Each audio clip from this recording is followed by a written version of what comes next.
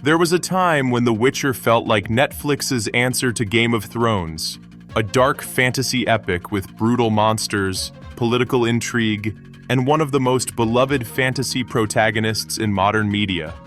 When Season 1 dropped, fans of both the books and the games were cautiously optimistic, and for a moment it felt like Netflix had something special. But now, The Witcher has become a symbol of wasted potential, a franchise once brimming with depth and promise, now plagued by creative misfires, cast departures, and a growing disconnect from its own soul. So, what happened? How did Netflix fumble a fantasy goldmine? It all started with Season 1, the season that gave us hope. The world was brutal and immersive, layered with monsters, sorcerers, and war. The decision to follow multiple timelines was divisive, but ultimately ambitious. Henry Cavill's portrayal of Geralt of Rivia was more than just fan service. It was precise, restrained, and built on a deep understanding of the character's nuance. His grunts, his silence, his rare bursts of emotion, they all mirrored the Geralt fans had grown to love in the books and the games. And the chemistry, whether it was Geralt and Yennefer, or Geralt and Ciri, or even Geralt and Roach, the relationships felt organic, flawed, complex, and real. That's what pulled fans in. Sure, there were pacing issues, and the timelines confused many, but that was forgivable, because the show felt like it was trying something different. It was leaning into the rich lore of Andrzej Sapkowski's universe, and it showed. But that foundation began to crack in Season 2. Instead of deepening the existing world, the showrunners chose to deviate, drastically. Iconic moments from the books were rewritten or removed entirely. Characters like Eskel were turned into throwaway monsters of the week. Eskel, one of the most stoic, loyal brothers to Geralt, was reduced to a crude, vulgar man who gets killed within minutes of appearing. Why? Why take a beloved side character and butcher him for shock value? Yennefer was another casualty of poor writing. Once one of the most powerful sorceresses in the continent, Season 2 stripped her of her magic, her agency, and her character logic. Her betrayal of Ciri was unearned and inconsistent with her motivations. She felt like a tool, a chess piece moved by writers chasing plot twists. And then there's Geralt. Instead of being the mystery man, a lone wolf struggling with destiny, he became the narrator, the info dumper. Dialogue that should have been sparse and sharp became bloated with exposition. Cavill was still doing his best, but it was clear that the writing was no longer supporting him.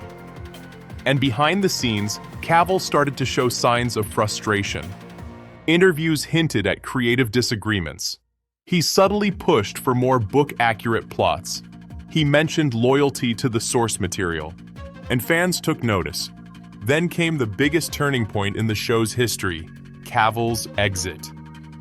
When Netflix announced that Henry Cavill would leave The Witcher after Season 3, fans were stunned, and then furious. Because Cavill wasn't just Geralt. He was the franchise's moral compass. He respected the books. He lived and breathed the world of The Witcher. His exit wasn't about scheduling, it was a statement. Netflix claimed that Liam Hemsworth would step in as Geralt, a new phase of the character.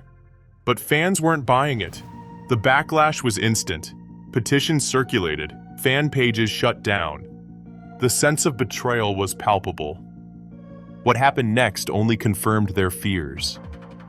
The Witcher, Blood Origin, a prequel spin-off meant to expand the franchise's lore, became one of Netflix's lowest-rated fantasy titles. The writing was generic, the characters were forgettable, the pacing was rushed, and most damningly, it didn't feel like The Witcher. Even cast members distanced themselves. The show had no clear tone, no real emotional anchor, and no respect for the universe it was supposedly building. It felt like a placeholder, a cynical attempt to cash in on a recognizable IP while the main series floundered. The damage was done, and here's where we reach the real heart of the problem. Netflix never understood what made The Witcher special. It wasn't just swords, monsters, and political drama, It was the moral ambiguity, the Slavic roots, the folklore, the themes of choice, destiny, and the cost of neutrality in a world that demands sides. But instead of leaning into those things, the showrunners sanded off the edges. They made it broader, more digestible, easier to market. And in doing so, they stripped away the soul of the story. This is the danger of adapting beloved media in the age of streaming. The source material becomes a suggestion, not a foundation. Writers are encouraged to chase audience metrics instead of emotional truth. Risk is replaced with relatability, complexity becomes confusion, and passion becomes content. Henry Cavill tried to hold the line. He tried to be the shield between the fans and the studio, and when that failed, he walked away. And now we're left with a franchise that doesn't know what it is anymore. So what's next? Maybe Season 4 with Liam Hemsworth will surprise us. Maybe a new team will step in and course correct.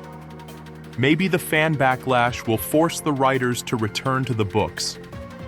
But it won't be easy. The trust has been broken. The magic is gone. And most of the original fans, the ones who showed up for Geralt, for Ciri, for the grit and the heartbreak, they've already moved on. The Witcher didn't fall because it was too niche. It fell because the people in charge tried to fix what was never broken, and the White Wolf was left to walk alone.